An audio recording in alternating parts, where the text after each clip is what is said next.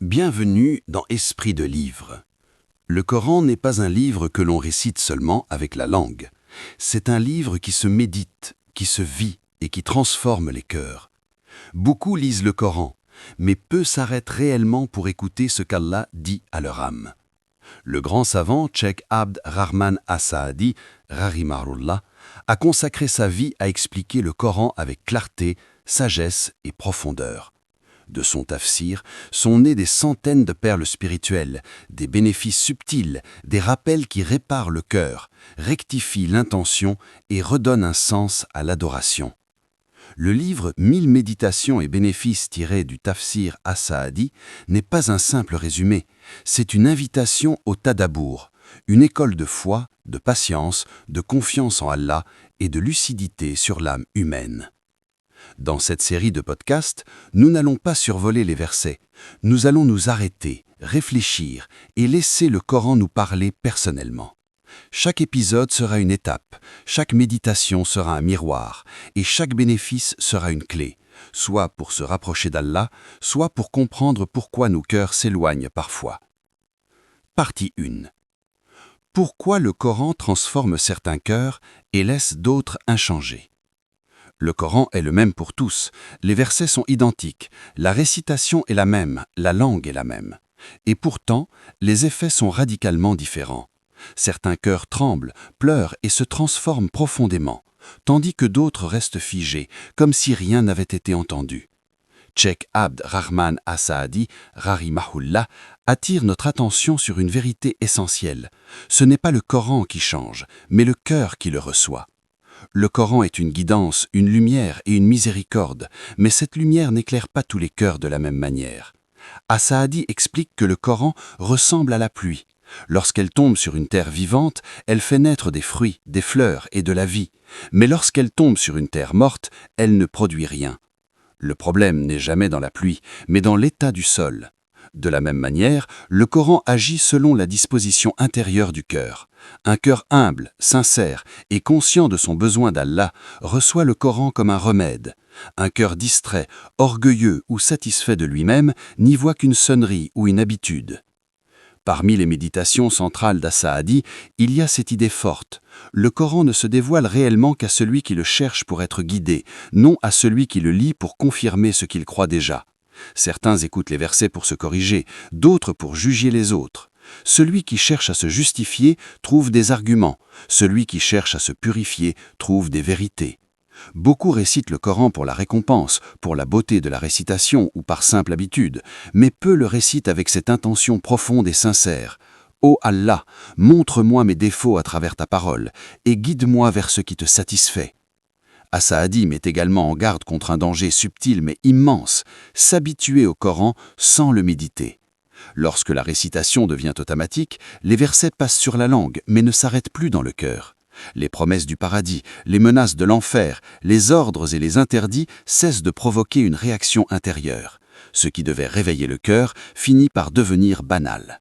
Et cela est parfois plus grave que l'ignorance, car celui qui ignore peut encore chercher, alors que celui qui s'est habitué croit déjà être arrivé. Une méditation profonde du tafsir d'As-Saadi est que le Coran ne crée pas toujours un état nouveau, mais révèle souvent ce qui est déjà présent dans l'âme.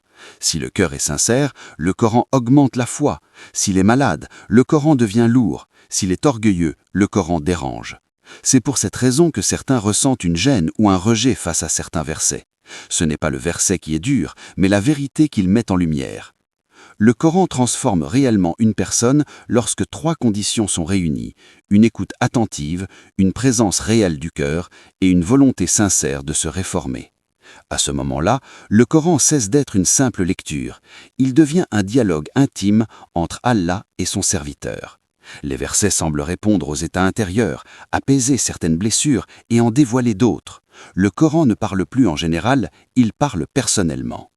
Le grand bénéfice spirituel de cette méditation est clair. Il ne faut pas se demander pourquoi le Coran ne touche plus autant qu'avant, mais plutôt s'interroger sur l'état de son propre cœur. Le Coran n'a jamais cessé d'être une lumière, mais tous les cœurs n'ont pas ouvert leurs fenêtres de la même manière. Partie 2. La foi authentique. Pourquoi elle transforme la vie ou ne change rien du tout? La foi est un mot que beaucoup prononcent, mais dont peu mesurent réellement le poids. Cheikh Abd-ar-Rahman as-Saadi, rahimahullah, explique que la foi, dans le Coran, n'est jamais une simple idée logée dans l'esprit, ni une émotion passagère dans le cœur. La foi authentique est une réalité vivante, dynamique, qui laisse nécessairement des traces visibles dans le comportement, les choix et les priorités de la personne. Lorsqu'elle ne transforme rien, ce n'est pas la foi qui est faible en apparence, mais sa réalité intérieure qui est absente ou malade. As-Saadi insiste sur un principe fondamental du Coran. La foi véritable est toujours accompagnée d'actes, non parce qu'Allah aurait besoin de nos œuvres, mais parce que l'acte est la preuve naturelle de ce qui habite réellement le cœur. Lorsque le cœur croit sincèrement, il s'incline, il obéit, il lutte contre ses passions et il accepte la vérité, même lorsqu'elle va à l'encontre de ses désirs. À l'inverse, une foi qui reste immobile, confortable et sans effort est souvent une foi de mots, non une foi de certitude. Le Coran décrit des gens qui disent « nous croyons », mais dont les actes contredisent continuellement leurs paroles. As-Saadi explique que ces versets ne visent pas seulement des peuples du passé, mais chaque croyant qui se contente d'une foi déclarative sans engagement réel. Car la foi authentique impose une responsabilité. Elle oblige à réformer son comportement, à purifier son intention et à surveiller son cœur. Celui qui refuse cette responsabilité cherche souvent à alléger le sens de la foi, à la réduire à une appartenance ou à une identité, plutôt qu'à une soumission réelle à Allah. Une méditation centrale d'As-Saadi est que la foi n'est pas statique, elle augmente et elle diminue. Elle augmente par l'obéissance, le rappel d'Allah, la méditation du Coran et la sincérité. Elle diminue par les péchés, la négligence, l'attachement excessif à ce bas monde et l'oubli de l'au-delà. Beaucoup s'étonnent que leur foi soit faible alors que leurs causes quotidiennes affaiblissent le cœur sans interruption. Ils volent les fruits sans entretenir la racine. As-Saadi souligne aussi une illusion dangereuse, croire que la foi consiste uniquement à ressentir. Les émotions peuvent accompagner la foi, mais elles ne la définissent pas. Il arrive que le croyant n'éprouve aucune émotion particulière, mais qu'il obéisse malgré tout. Et cette obéissance silencieuse est parfois plus sincère qu'une émotion forte mais passagère. La foi véritable se manifeste surtout dans les moments difficiles, lorsque l'âme hésite, que la passion appelle, mais que le cœur choisit Allah malgré tout. Le Coran montre également que la foi authentique apporte une transformation intérieure progressive. Elle modifie la façon de voir la vie, la mort, les épreuves et les injustices. Celui qui croit réellement ne voit plus les épreuves comme un mal absolu, mais comme une sagesse divine. Il ne voit plus la réussite uniquement dans l'accumulation, mais dans l'agrément d'Allah. Et il ne mesure plus sa valeur par le regard des gens, mais par sa sincérité devant son Seigneur. As-Saadi rappelle enfin que la foi qui ne change rien est souvent une foi qui n'a jamais été nourrie correctement. Le Coran n'est pas fréquenté, le rappel est rare, l'introspection est absente, et le cœur se contente d'un minimum rassurant. Or, la foi exige un effort constant, non excessif, mais sincère. Elle demande de se tenir devant le Coran comme un élève devant son maître, et non comme un juge ou un spectateur. Le bénéfice spirituel majeur de cette partie est clair. Si la foi ne transforme pas la vie, ce n'est pas parce qu'elle est trop exigeante, mais parce qu'elle n'est encore pas devenue réelle dans le cœur. La vraie foi dérange, bouscule et réforme, mais en échange, elle apporte une paix que rien d'autre ne peut offrir. Dans la prochaine partie, As-Saadi nous dévoile un ennemi discret mais redoutable, les maladies cachées du cœur, celles qui détruisent les œuvres sans que la personne s'en rende compte. Partie 3. La sincérité et les maladies invisibles de l'âme.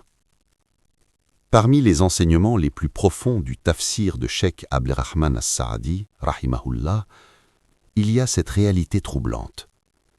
Les plus grands dangers pour le croyant ne sont pas toujours visibles.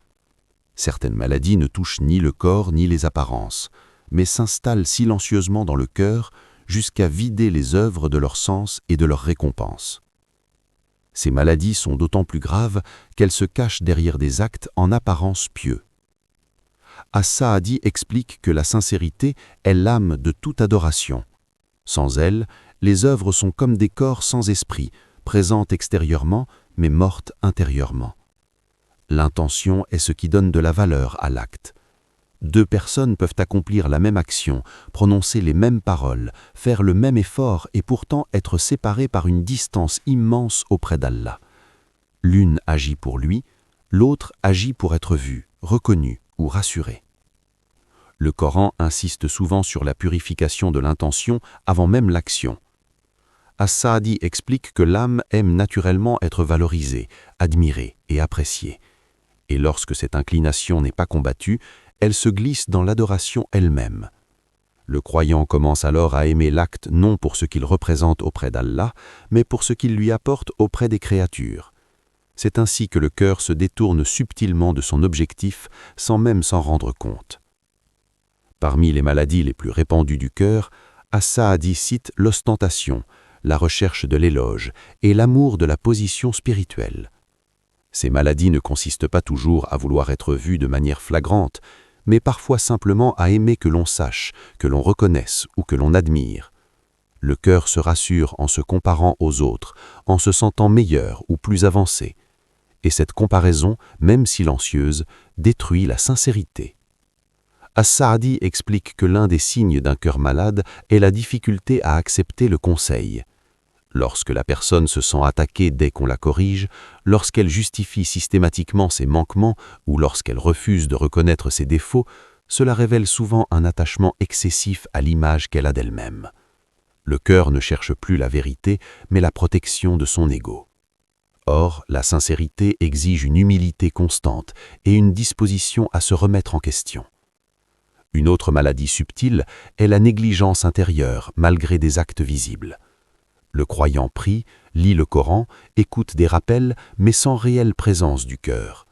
As-Saadi explique que cette négligence prolongée affaiblit l'âme plus que le péché occasionnel, car elle installe une routine vide.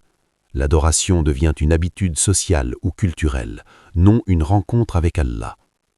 Et lorsque le cœur s'habitue à l'absence de présence, il finit par ne plus ressentir le manque. La sincérité, selon As-Saadi, n'est pas un état permanent acquis une fois pour toutes. Elle est un combat quotidien. Le croyant doit continuellement surveiller son intention, la corriger, la purifier et la renouveler. Il doit craindre pour ses œuvres plus qu'il ne s'en réjouit, car les pieux prédécesseurs redoutaient moins le manque d'action que leur rejet par Allah. Cette crainte n'était pas une peur paralysante, mais une lucidité spirituelle. As-Saadi rappelle également que la sincérité apporte une immense légèreté au cœur. Celui qui agit pour Allah seul n'est plus prisonnier du regard des gens. Il n'est ni exalté par leurs éloges, ni brisé par leurs critiques. Son cœur est stable, car il est attaché à celui qui ne change pas. À l'inverse, celui qui agit pour les créatures vit dans une instabilité permanente, dépendant d'approbations fragiles et changeantes. Le bénéfice spirituel majeur de cette partie est clair. La réforme du cœur doit toujours précéder la multiplication des œuvres. Une petite action accomplie avec sincérité peut dépasser une grande action vidée de son intention. Et le croyant sincère ne cesse jamais de demander à Allah de purifier son cœur, car il sait que l'ennemi le plus dangereux n'est pas toujours à l'extérieur, mais souvent caché dans l'âme elle-même. Dans la prochaine partie, As-Saadi nous guide vers une compréhension apaisante et profonde. La sagesse divine derrière les épreuves, et pourquoi les difficultés ne sont pas toujours un signe de colère, mais parfois une immense miséricorde. Partie 4. La sagesse d'Allah dans les épreuves et les difficultés. L'une des questions les plus lourdes pour le cœur du croyant est celle des épreuves. Pourquoi la difficulté persiste-t-elle malgré les invocations? Pourquoi l'épreuve touche parfois celui qui prie, obéit et cherche sincèrement à se rapprocher d'Allah? Cheikh Abderrahman As-Saidi, rahimahullah, apporte à travers son tafsir une réponse profonde et apaisante. Les épreuves ne sont jamais dénuées de sagesse, même lorsque cette sagesse échappe à la compréhension immédiate du serviteur. As-Saidi explique que le croyant ne doit jamais juger sa relation avec Allah uniquement à travers le confort ou la difficulté. Les bienfaits ne sont pas toujours un signe d'agrément et les épreuves ne sont pas nécessairement un signe de colère. Parfois, Allah donne pour éprouver la gratitude, et parfois, il prive pour élever, purifier ou protéger. Celui qui comprend cela change totalement son regard sur la souffrance et cesse de la voir comme une injustice. Le Coran montre que les épreuves sont une loi divine qui touche tous les croyants, sans exception. Les prophètes eux-mêmes ont été éprouvés, et parfois plus durement que les autres. As-Saïdi souligne que cette réalité détruit l'illusion selon laquelle l'épreuve serait un échec spirituel. Au contraire, elle est souvent un moyen par lequel Allah rapproche son serviteur, purifie ses péchés et renforce sa foi. Sans épreuve, le cœur reste fragile, attaché à ce bas monde et inconscient de sa dépendance réelle envers Allah. Une méditation centrale d'As-Saïdi est que les épreuves révèlent la vérité des cœurs. Dans la facilité, beaucoup se disent patients, reconnaissants et confiants, mais c'est dans la difficulté que ces qualités sont réellement testées. L'épreuve agit comme un miroir, elle met en lumière la sincérité de la foi, la solidité de la confiance en Allah et la profondeur de la patience. Celui qui se rapproche d'Allah dans l'épreuve découvre souvent une relation plus authentique que celle qu'il avait dans l'aisance. As-Saïdi insiste aussi sur un point essentiel. Les épreuves ne sont pas toujours là pour être supprimées, mais parfois pour être comprises. Le croyant qui se contente de demander la fin de la difficulté sans chercher ce que Allah attend de lui risque de passer à côté de la sagesse cachée. Car certaines épreuves disparaissent lorsque leur objectif est atteint, un cœur qui s'humilie, une intention qui se purifie ou une dépendance sincère envers Allah qui renaît. Le tafsir d'As-Saïdi met en évidence que la patience demandée aux croyants n'est pas une résignation passive, c'est une patience consciente, accompagnée d'invocation, d'espoir et d'effort. Le croyant patiente tout en agissant, invoque tout en acceptant et espère tout en se soumettant. Cette attitude transforme l'épreuve en une source de récompense continue, même lorsque la difficulté persiste. As-Saïdi rappelle également que beaucoup de souffrances seraient insupportables si le croyant ne savait pas qu'Allah est sage, juste et miséricordieux. La certitude que rien n'arrive par hasard, que chaque difficulté est mesurée et connue d'Allah, apaise le cœur même dans la douleur. Le croyant ne comprend pas toujours le pourquoi, mais il s'accroche au qui, et cela suffit souvent à maintenir la stabilité intérieure. Le bénéfice spirituel majeur de cette partie est clair. Les épreuves ne sont pas des obstacles sur le chemin vers Allah, mais des étapes du chemin lui-même. Celui qui les traverse avec foi, patience et confiance découvre que ce qui semblait être une perte était en réalité un bien immense pour son cœur et son au-delà. Dans la prochaine partie, As-Saïdi nous montre comment l'adoration authentique se construit sur un équilibre subtil mais vital. La crainte, l'espoir et l'amour d'Allah. Partie 5. Cheikh Abderrahman As-Saadi nous rappelle que l'adoration n'est pas seulement un ensemble de rituels ou de pratiques. Elle est une relation vivante entre le serviteur et son Seigneur qui doit être guidée par un équilibre subtil mais essentiel. La crainte, l'espoir et l'amour d'Allah. Trop souvent, les croyants tombent dans l'excès dans l'un de ces trois pôles. Certains vivent dans la peur constante, croyant que chaque erreur sera une condamnation immédiate. D'autres ne connaissent que l'espoir, pensant que la miséricorde d'Allah couvrira tout, sans effort. Et d'autres encore adorent par routine ou par désir d'amour et d'attachement, mais sans réelle conscience des conséquences. As-Saadi souligne que l'équilibre est la clé de l'adoration réussie. La crainte n'est pas la peur irrationnelle ou le désespoir, c'est une conscience claire de notre fragilité et de notre dépendance totale envers Allah. Elle nous pousse à éviter le péché, à corriger nos manquements et à surveiller nos intentions. Selon As-Saadi, un serviteur qui n'a pas de crainte risque de devenir insouciant, oublier des avertissements du Coran et des conséquences de ses actes. L'espoir complète la crainte. Il est la confiance que, malgré nos erreurs et nos faiblesses, Allah est miséricordieux et pardonne celui qui revient vers lui sincèrement. As-Saadi explique que l'espoir nourrit le cœur, le maintient attaché à l'adoration et empêche le découragement. Sans espoir, la crainte peut devenir paralysante et conduire à l'abandon des œuvres. L'adoration ne doit jamais être motivée par la peur seule, mais toujours par l'espoir d'être agréé. L'amour d'Allah est le moteur le plus puissant de l'adoration. Il transforme les obligations en actes choisis, les sacrifices en délices spirituels et les épreuves en occasions de proximité divine. As-Saadi souligne que celui qui adore par amour pour Allah ne ressent ni lourdeur ni contrainte. Son cœur se réjouit de se rapprocher de celui qu'il aime, mais cet amour doit être guidé par la crainte et l'espoir, sinon il peut devenir égoïste ou attaché à des sensations plutôt qu'au Seigneur. Le serviteur équilibré oscille constamment entre ces trois dimensions. Il craint le châtiment, espère la miséricorde et aime Allah de tout son cœur. Cette dynamique assure que l'adoration n'est jamais mécanique, jamais routinière, mais toujours vivante et authentique.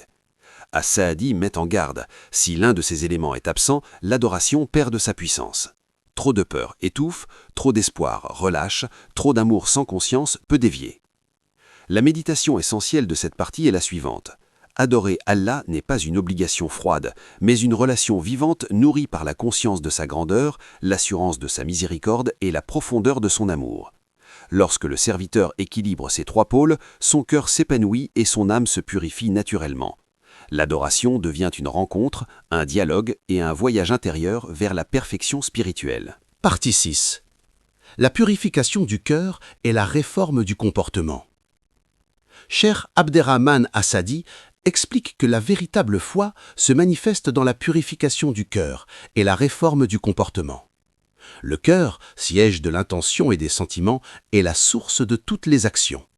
Si le cœur est corrompu par l'ostentation, l'orgueil, l'amour du monde ou la négligence, même les actes les plus apparents de piété perdent leur valeur. As-Saadi rappelle que purifier le cœur est une priorité absolue, car toute action sans sincérité et sans rectitude intérieure est comme un corps sans âme. La purification du cœur commence par la conscience de soi et de ses défauts. Le croyant doit observer ses pensées, ses désirs et ses émotions pour identifier ce qui l'éloigne d'Allah. Les maladies cachées, telles que l'orgueil spirituel, la jalousie ou l'amour du prestige, sont souvent invisibles, mais elles détruisent la valeur des œuvres et empêchent le progrès spirituel. As-Saadi conseille de pratiquer l'introspection quotidienne et de demander à Allah de révéler ses faiblesses pour pouvoir les corriger. La réforme du comportement découle naturellement de la purification du cœur. Lorsqu'une personne se débarrasse des inclinations néfastes et purifie ses intentions, ses actions deviennent cohérentes avec ses paroles et ses convictions. Le Coran et la Sunna fournissent des repères clairs pour aligner la vie sur la volonté d'Allah. Justice, honnêteté, patience, humilité, générosité et compassion. As-Saadi souligne que la connaissance seulement ne suffit pas, elle doit se traduire en actes sincères et constants. Un point fondamental du tafsir est que la réforme du comportement n'est pas une transformation instantanée. C'est un processus progressif où le croyant corrige une faiblesse après l'autre en persévérant malgré les rechutes. La patience et la constance sont essentielles. As-Saadi insiste sur le fait que même de petites améliorations accomplies avec sincérité ont plus de valeur que de grandes actions vides de cœur. La discipline spirituelle et la vigilance sont également indispensables. Le croyant doit surveiller ses paroles, ses gestes, ses habitudes et son environnement, car tout cela influence le cœur. Le cœur est comme un jardin, il produit ce qu'on y plante et il se nourrit de ce qu'on y entretient. As-Saadi rappelle que la purification et la réforme ne sont jamais complètes dans cette vie. Elles demandent une humilité constante et une dépendance totale à Allah. Le serviteur doit toujours demander pardon, implorer la guidance et renouveler son engagement. Le chemin spirituel est un voyage continu où chaque acte sincère, chaque effort pour rectifier une intention et chaque amélioration morale rapproche davantage du Seigneur. Le bénéfice spirituel majeur de cette partie est clair. La foi authentique exige un cœur pur et des actions cohérentes. La purification du cœur nourrit la sincérité et la réforme du comportement donne vie au principe de la foi. Ensemble, elles transforment la vie, renforcent la relation avec Allah et permettent de progresser réellement sur le chemin de la perfection spirituelle. Partie 7. La compréhension d'Allah à travers ses noms et ses attributs. Cheikh Abderrahman As-Saadi, rahimahullah, souligne que la connaissance d'Allah ne se limite pas à savoir qu'il existe ou qu'il est le Créateur.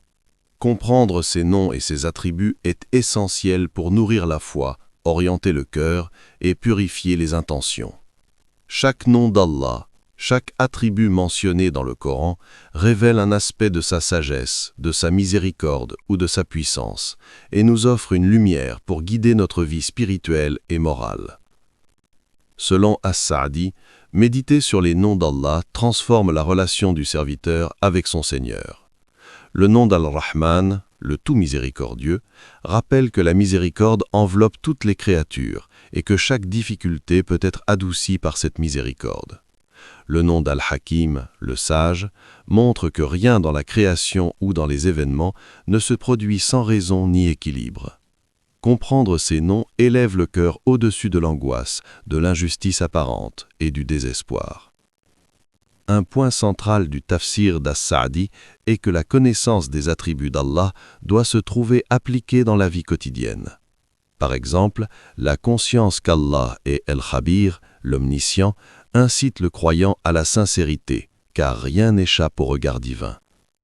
La certitude qu'il est El-Ghafour, le pardonneur, encourage à demander pardon régulièrement et à revenir après chaque erreur. La compréhension d'Allah ne doit jamais rester théorique, elle doit transformer le cœur, l'intention et le comportement. As-Sa'di avertit également contre les extrêmes. Méconnaître Allah peut conduire à l'égarement, tandis qu'une compréhension superficielle peut provoquer arrogance ou complaisance. La vraie connaissance consiste à reconnaître sa grandeur, à se soumettre à sa volonté et à s'appuyer sur sa guidance pour chaque décision et chaque action. Chaque nom est comme un miroir pour le cœur. Il révèle ce qui est droit et ce qui est corrompu. Il inspire humilité et confiance, et il rappelle que l'adoration ne peut être authentique que lorsqu'elle est dirigée vers celui qui est digne de toute perfection. Le bénéfice spirituel majeur de cette partie est que la contemplation des noms et attributs d'Allah purifie le cœur, renforce la foi et fortifie le comportement. Le serviteur devient conscient de l'ampleur de la miséricorde, de la sagesse et de la puissance divine, ce qui nourrit l'espoir, éveille la crainte saine et fait grandir l'amour authentique pour Allah. La méditation sur ces noms transforme le regard sur la vie, les épreuves, les relations et les actions, en rendant chaque moment une opportunité de se rapprocher du Créateur. Partie 8. Le cheminement spirituel vers Allah. Cheikh Abderrahman As-Sa'di explique que le chemin vers Allah n'est ni facile ni linéaire. Chaque croyant est en voyage, avec ses propres faiblesses, obstacles et progrès. Le Coran guide le serviteur pas à pas, mais la réalisation intérieure exige persévérance, sincérité et vigilance. Le cheminement spirituel n'est pas seulement l'accumulation d'actes d'adoration, mais la transformation du cœur et du comportement en accord avec la volonté divine. As-Sa'di insiste sur l'importance de la constance. Même de petites actions accomplies avec sincérité valent plus que de grandes œuvres faites avec ostentation ou fatigue. La régularité dans la prière, la lecture du Coran, l'invocation et la réflexion purifient progressivement le cœur et fortifient l'âme. Chaque étape franchie permet de mieux comprendre les enseignements d'Allah et d'identifier les maladies du cœur qui restent encore. Le cheminement spirituel implique aussi l'autosurveillance et la correction des défauts. As-Sa'di souligne que le croyant doit constamment se poser des questions. Est-ce que mes actions sont pour Allah seul? Suis-je sincère dans mes intentions? Mes comportements reflètent-ils ma foi? Cette introspection régulière est la clé pour éviter la stagnation et progresser dans l'adoration et la moralité. Un aspect central du cheminement est la patience et l'endurance face aux épreuves. As-Sa'di explique que chaque difficulté, chaque échec ou obstacle est une occasion de renforcer le lien avec Allah. Le serviteur patient ne se plaint pas, ne désespère pas et ne se détourne pas de la voie juste. Il utilise l'épreuve pour purifier son cœur et se rapprocher de son Créateur. La compagnie et l'environnement jouent également un rôle essentiel. Le croyant qui cherche la proximité d'Allah choisit ses fréquentations, ses lectures et ses occupations de manière à renforcer sa foi. As-Sa'di met en garde contre les influences qui détournent le cœur et affaiblissent l'ardeur spirituelle. Le chemin vers Allah exige d'attention, de prudence et un effort constant pour nourrir la foi et la sincérité. Enfin, le cheminement spirituel vers Allah se repose sur une relation vivante avec le Coran et la Sunna. Le Coran guide, corrige, réconforte et met en garde. La Sunna montre comment appliquer les enseignements dans la vie quotidienne. As-Sa'di insiste sur la nécessité de méditer, d'appliquer et de persévérer, car sans pratique, la connaissance reste théorique et le cœur ne se transforme pas réellement. Le bénéfice spirituel majeur de cette partie est clair.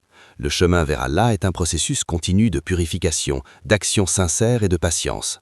Chaque effort, chaque correction, chaque acte d'adoration sincère rapproche le serviteur de son Seigneur. La progression spirituelle n'est pas immédiate, mais constante et mesurable par la lumière et la paix intérieure qu'elle apporte au cœur. Partie 9. Les causes de la fermeté et de l'égarement. Cheikh Abderrahman As-Sa'di, rahimahullah, explique que le cœur du croyant peut être ferme et stable, ou bien faible et vulnérable à l'égarement. La différence ne réside pas seulement dans les connaissances ou les actions visibles, mais dans l'état intérieur du cœur, la sincérité, la vigilance et la proximité avec Allah. Comprendre les causes de la fermeté et de l'égarement est essentiel pour progresser spirituellement et éviter les pièges invisibles. Les causes de la fermeté. As-Sa'di indique que la fermeté du cœur repose sur plusieurs piliers. La sincérité dans la foi et les actions. Le serviteur ferme est celui dont les actes sont pour Allah seul. La sincérité alimente la stabilité intérieure et empêche les perturbations dues aux éloges, critiques ou distractions. La méditation constante du Coran et de la Sunna. L'attachement quotidien aux enseignements divins nourrit la foi et corrige les faiblesses. La connaissance appliquée renforce la conscience d'Allah et la vigilance spirituelle. La persévérance dans l'adoration et la réforme de soi. La régularité des prières, invocations et efforts de purification crée un cœur solide et résistant aux épreuves. La compagnie vertueuse. Le croyant ferme choisit ses fréquentations avec soin. Ceux qui encouragent à l'obéissance et rappellent Allah fortifient le cœur, tandis que les mauvaises influences peuvent semer la confusion. L'amour excessif du monde et des plaisirs éphémères, la passion pour le confort, la richesse ou l'approbation des gens détournent le cœur de l'adoration et affaiblit la vigilance spirituelle. Le manque de méditation et d'introspection, ignorer le suivi de ses pensées, actions et intentions empêche la correction des défauts et favorise la stagnation spirituelle. Le rôle des épreuves.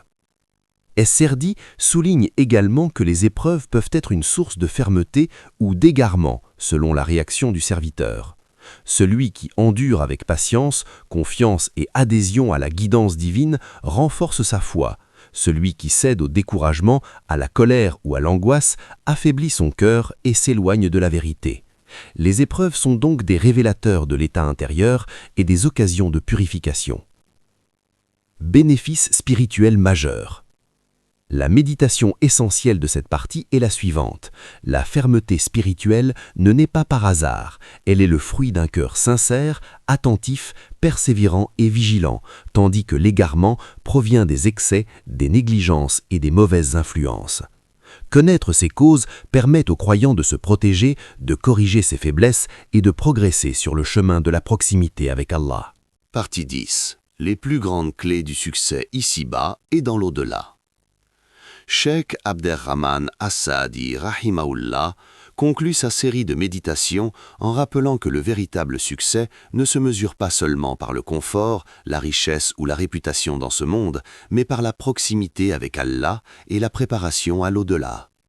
Le Coran et la Sunna montrent que les clés du succès sont liées à la purification du cœur, à la sincérité des intentions, à la constance dans l'adoration et à l'action juste dans tous les aspects de la vie.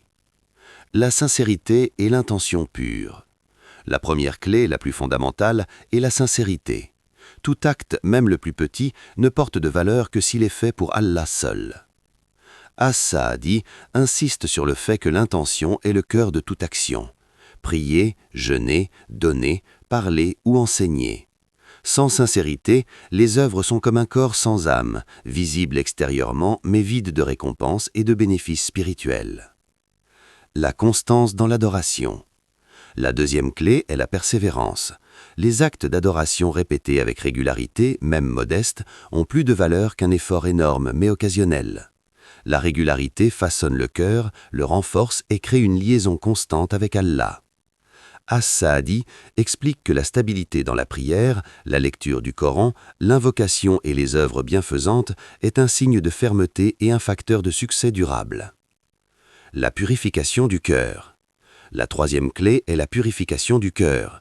La foi et les actions ne suffisent pas si le cœur est corrompu par l'orgueil, l'ostentation, la jalousie ou l'attachement excessif au monde.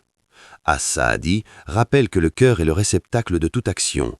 Lorsqu'il est pur, même de petites œuvres prennent une valeur immense. La vigilance, l'introspection et la demande constante de pardon sont essentielles pour protéger le cœur et garantir que chaque effort reste sincère et accepté. La patience et la persévérance dans les épreuves. La quatrième clé est la patience. Le succès réel n'exclut pas les difficultés. Au contraire, celles-ci sont des occasions de purification et d'élévation. As-Saadi souligne que le croyant qui endure les épreuves avec foi, confiance et acceptation du décret divin accumule un trésor spirituel immense. La patience face aux épreuves distingue le véritable serviteur d'Allah de celui qui est superficiel dans sa foi. La vigilance et la réforme continue. La cinquième clé est la surveillance constante de soi et la réforme continue. Le succès n'est pas un état atteint une fois pour toutes, mais un processus permanent. Le croyant doit examiner régulièrement ses intentions, corriger ses défauts, renouveler son engagement envers Allah et aligner son comportement sur les principes du Coran et de la Sunna. La vigilance protège des maladies du cœur et maintient la progression sur le chemin spirituel. Bénéfice spirituel majeur. La méditation essentielle de cette partie est que le véritable succès est multidimensionnel. Il combine la sincérité, la régularité, la purification du cœur, la patience et la vigilance. Le croyant qui intègre ces principes dans sa vie atteint la paix intérieure, l'équilibre et se prépare à la réussite dans l'au-delà. Les clés du succès ici-bas ne sont pas contradictoires avec la réussite éternelle, elles se complètent et se renforcent mutuellement. As-Saadi conclut en rappelant que chaque instant de vie est une opportunité pour avancer sur ce chemin. Même les petits efforts, s'ils sont purs et constants, sont des leviers puissants pour transformer le cœur, rapprocher du Créateur et garantir le succès ultime.